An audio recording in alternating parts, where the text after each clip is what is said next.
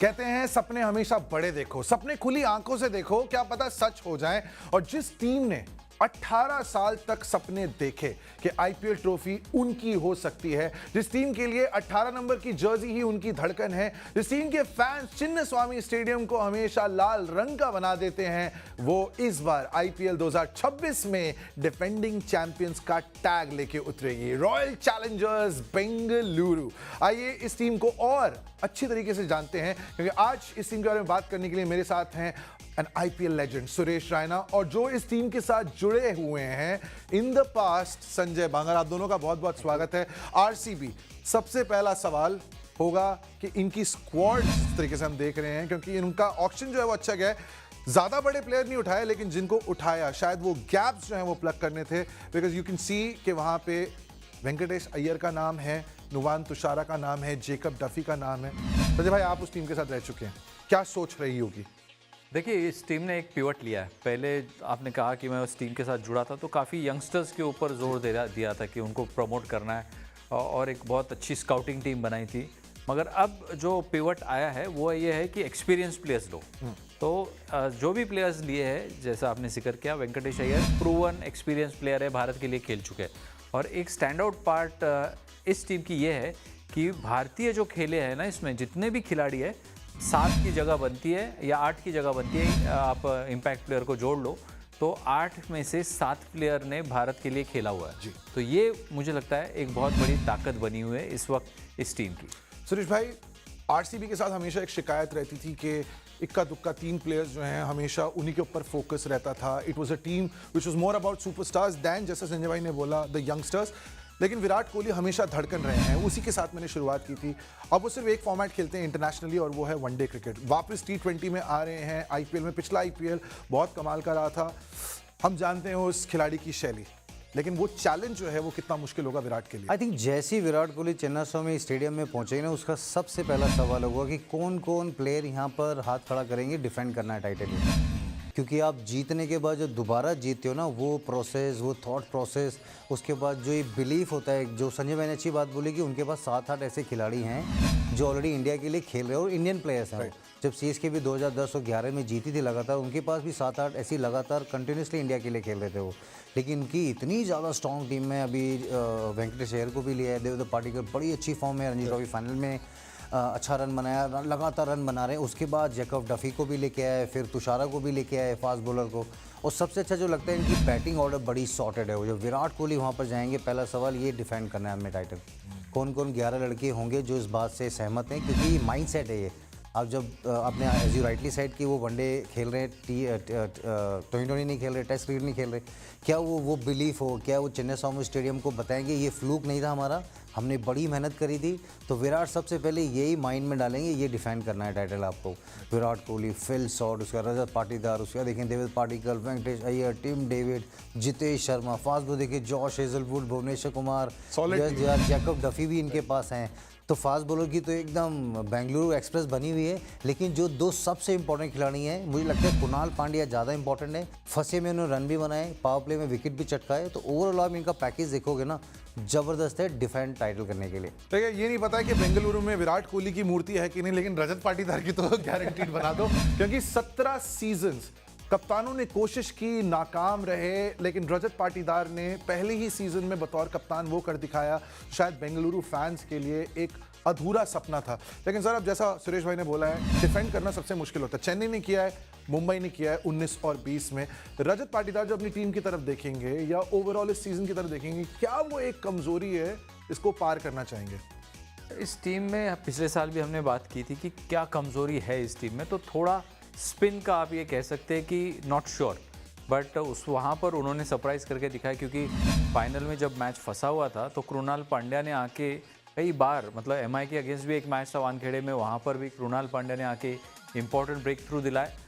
तो वो एक ऐसे गेंदबाज है जिनके कारण आप ये बोल नहीं सकते कि अब स्पिन भी उतना मतलब कमज़ोर पक्ष है, क्योंकि सुयश ने अच्छा प्रदर्शन किया है। जितनी कंसिस्टेंसी की हम अपेक्षा कर नहीं रहे थे, उससे बेहतर उन्होंने गेंदबाजी करी है। और उन्होंने बैकअप खिलाड़ी भी कुछ अच्छे चुने हैं स्पिन डिपार्टमेंट में, जो स्काउटिंग सिस्टम वहाँ पर काफ़ी अच्छा है। तो मुझे नहीं लगता अब उसको भी हम ये कह सकते हैं कि कमज़ोर पक्ष है। सो ओवरऑल एक बैलेंस टीम है और रिटेन किए हुए सारे खिलाड़ी है। 5 मैचेस घर के मैचेस जो हैं वो आप चिन्नस्वामी में खेलने वाले हैं, 2 जो है रायपुर में खेले जाएंगे। अब उसको देखते हुए, जैसे संजय भाई ने बोल दिया है, पिछले साल हमने देखा था कि देवदत्त पाडिक्कल भी इस टीम का हिस्सा रहे हैं। अब आपके 1, 2, 3 कौन होंगे?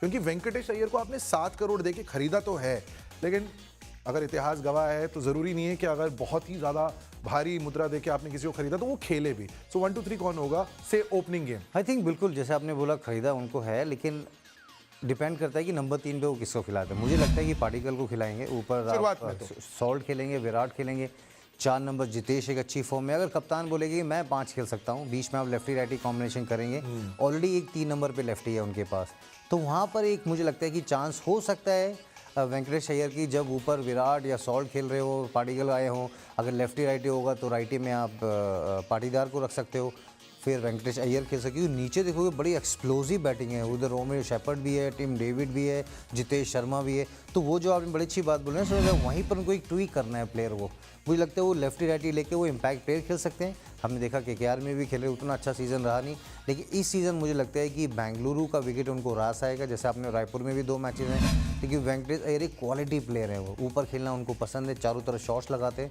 तो मुझे लगता है कि वो लेफ्टी राइटी कॉम्बिनेशन माइंड में रखते हुए, जितेश नीचे भी है उनके पास, तो खिला सकते हैं उनको। एक बार फिर से स्क्वाड देख लेते हैं, क्योंकि अब जब गेंदबाजी की बात करते हैं, रॉयल चैलेंजर्स बेंगलुरु, देखिए कभी भी बल्लेबाजी में उतनी मुश्किल नहीं रही है, बल्लेबाज रन तो बना लेते हैं, लेकिन चिन्नस्वामी जैसे स्टेडियम में अगर आप 5 मैच भी खेल रहे हैं तो दिलदार आपको गेंदबाज चाहिए। Now Josh Hazlewood, Bhuvneshwar Kumar, Yash Dayal, ये 3 नाम थे पिछले सीजन भी। रसिकदार सलाम जो हैं वो भी आपके पास एक फास्ट बॉलिंग विकल्प हैं, लेकिन सुरेश भाई, जॉश हेजलवुड चेन्नई के लिए भी खेले थे, उनके फॉर्म पे हमेशा एक सवाल रहता है कि क्या आईपीएल में जॉश हेजलवुड 100% फिट होके आएंगे, क्योंकि वर्ल्ड कप के लिए ऑस्ट्रेलिया का भी हिस्सा नहीं थे। बट आई थिंक वो इंजर्ड थे, मुझे ऐसा लगा, क्योंकि जॉश हेजलवुड के जो मुझे याद है, वो जो मैच भी खेले थे वहाँ जिस अंदाज में गेंदबाजी कर रहे थे, अप फ्रंट 2 डाल रहे थे, बीच में फिर आके 18 लास्टों में यॉर्कर्स डाल रहे थे भुवी के साथ, यश दयाल के साथ। लेकिन यहाँ पर आप देखेंगे ना, मंगेश यादव भी अच्छे ऑलराउंडर है, उनके पास ऐसे बॉलर उन्होंने रखे हैं, क्योंकि आपने जो रसिकदार की बात करें, उनका जो back of the hand slow ball है वो भी काफ़ी यूज़फुल है।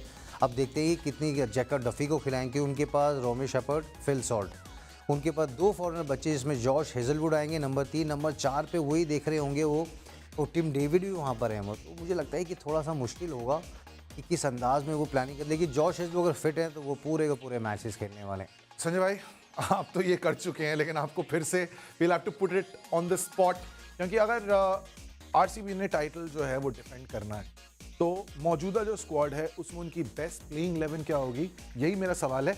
कुछ चीजें तो आई गेस क्लियर हैं कि आपके 4 foreigner, Phil Salt, Romario Shepherd, Tim David और जॉश हेजल अभी इस स्क्वाड को मद्देनजर रखते हुए, लेकिन उसके अलावा Virat Kohli, Phil Salt to open, Devdutt Padikkal, Rajat Patidar, Jitesh Sharma, Tim David, Romario Shepherd, Krunal Pandya, Suyash Sharma, साथ में आपके जो फास्ट बॉलर्स हैं उसमें यू गॉट यश दयाल।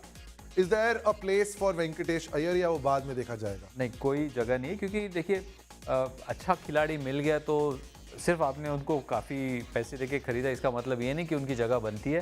देवदत्त पडिक्कल ने अहम पारियां खेली है, जो जब प्लेऑफ में टीम आई, पहले फॉर्म पकड़ा नहीं था, मगर प्लेऑफ आने के बाद उन्होंने अच्छा रफ्तार वाली इनिंग खेली है, तो वो कंटिन्यू करेंगे और लगभग इसी स्क्वाड के साथ पहला मैच खेलेंगी, सब अगर फिट रहे तो।